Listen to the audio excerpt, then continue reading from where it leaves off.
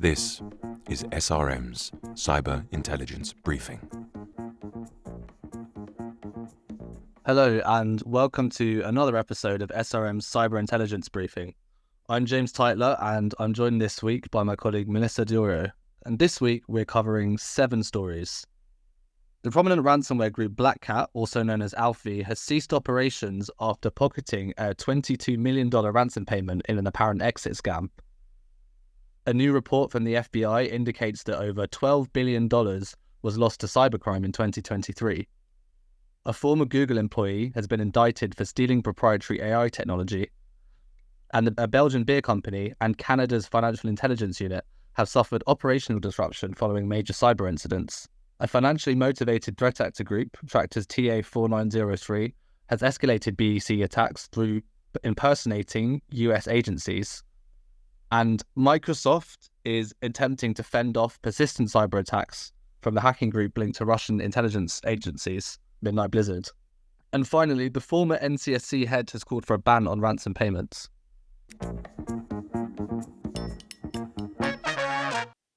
So Melissa, why don't you kick us off with that first story about BlackCat and ALPHV shutting down operations in an apparent exit scam against its partners? Absolutely. Yeah. So in the latest of this saga, we've seen that the group has recently shut down their infrastructure and posted a fake law enforcement seizure notice on their leak site.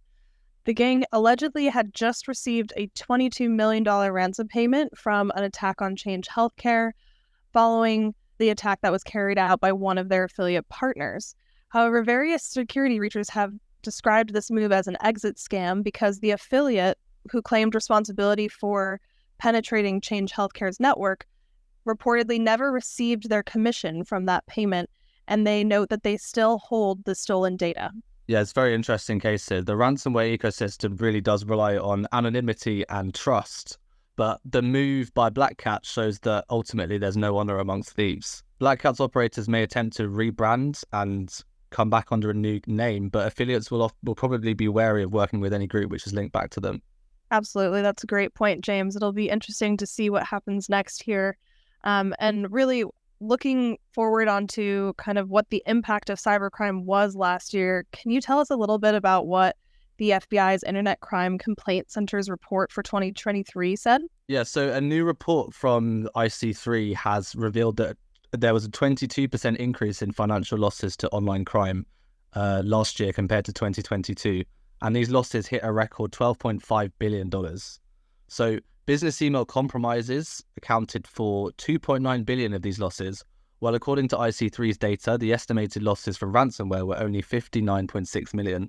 Wow, that's really interesting. I think the important thing to keep in mind here is that the ransomware figures stated here are only relating to 2,825 incidents that were reported and registered with the IC3. So really, when we think about total losses due to ransomware last year, they're likely to be substantially higher.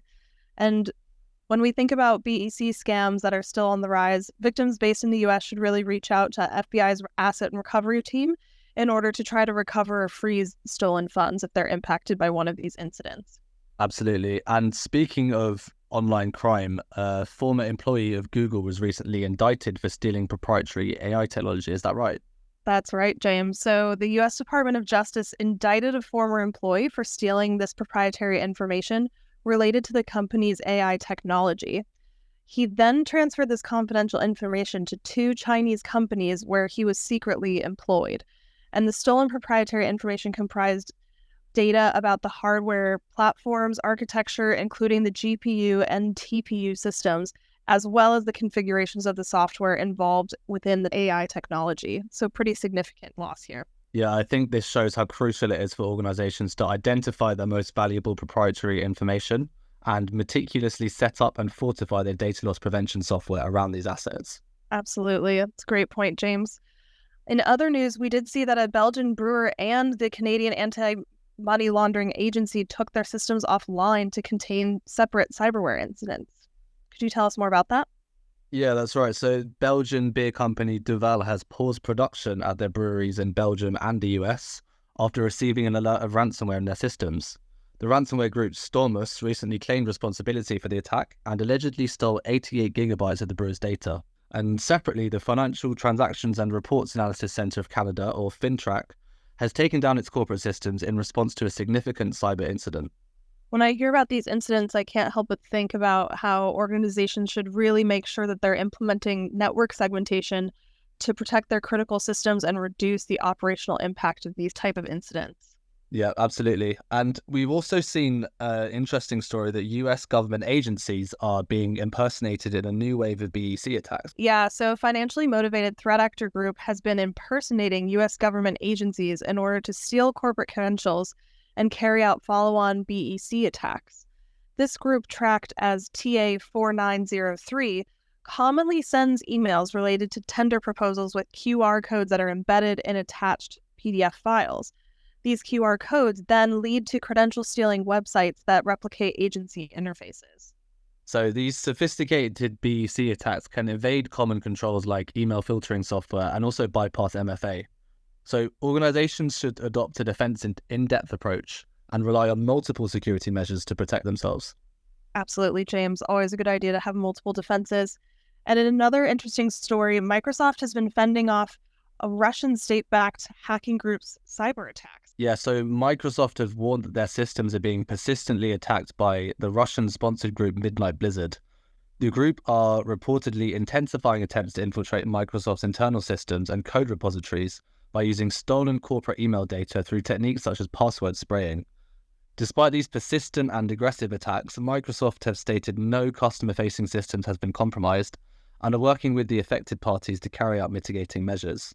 Wow, this is really concerning given that Midnight Blizzard has a history of targeting governments, diplomatic entities, and NGOs, but I think this renewed focus on Microsoft in particular does raise concerns that there's potential that they would look to leverage the organization's extensive network for follow-on attacks.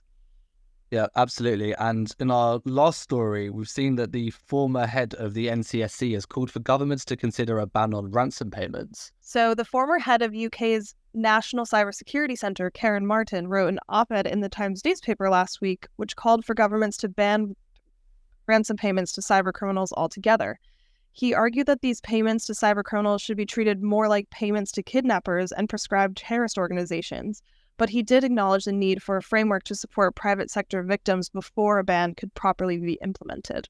Yeah, it's interesting idea there. And various government bodies and task forces have considered banning ransom payments to tackle the ransomware problem. But to date, no country has ever fully implemented an outright ban due to the potential impact on victims. So thank you to all of our listeners for joining us once again. You can tune in again next week for more stories from us.